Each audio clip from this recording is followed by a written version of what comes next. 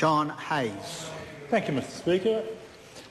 I was reflecting, as my colleague Marion Street was speaking, about history.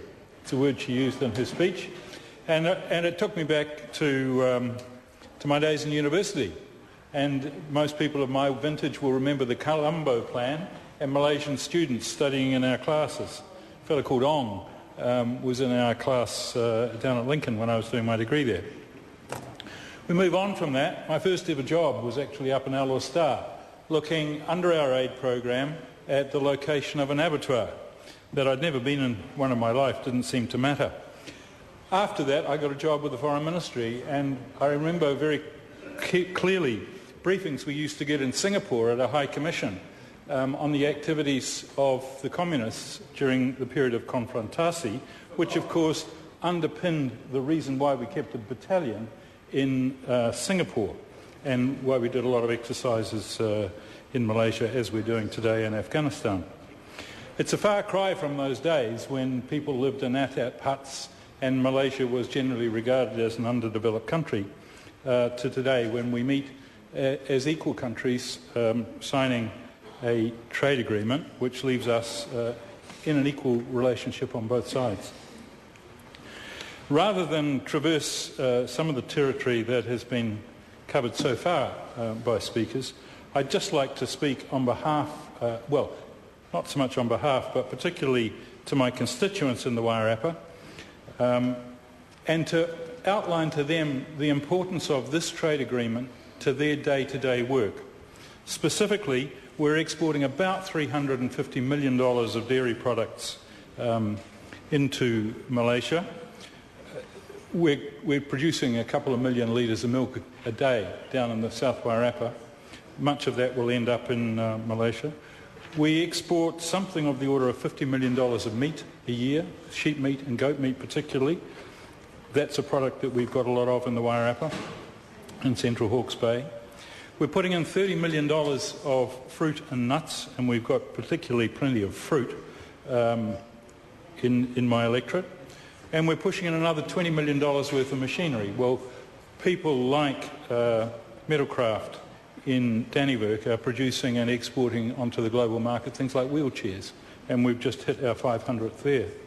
Other significant products that Malaysia takes includes paper and paperboard, about 20 million, 16 million of wood pulp, and another 15 million of timber. All of those products come from my electorate. So this bill is going to be hugely important to the day-to-day market opportunities for many people stretching in that area from Ngawi through to Waipawa. I think it's also important to keep in mind that despite the global economic crisis, it had very little impact on the growth of GDP and in Malaysia and on the growth of our exports to Malaysia. Our exports have continued to grow really strongly. Food, as I've said, comprises roughly 50% of our exports annually to Malaysia over the last 5 years. But the real additional growth is not so much in commodity products, but in prepared foods, so that we're adding value to what we're able to put into that market. And that's also because as incomes are rising in Malaysia, people can pay more for our produce. I think the other thing that hasn't been mentioned today that is very significant is that, particularly to East Malaysia, much of our exports are actually transshipped in Singapore.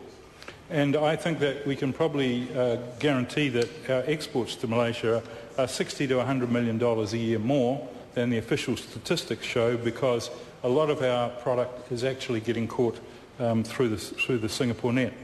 Another area of great importance to us is tourism, and for every hotel bed represents 3 jobs. We're getting nearly 20,000 Malaysians visiting New Zealand each year.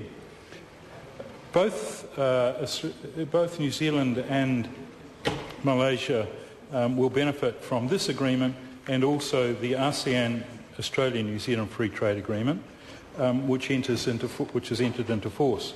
I think that the profile with Malaysia will be really high amongst our export community, amongst our tourist industry, and I think that increasingly New Zealanders will be off to visit Malaysia as tourists as well. Mr. Speaker, I think this is a very good bill. There is no point in my continuing on about it. I look forward to it coming to our select committee and we'll be reporting back to the House in due course. Thank you, Mr. Speaker.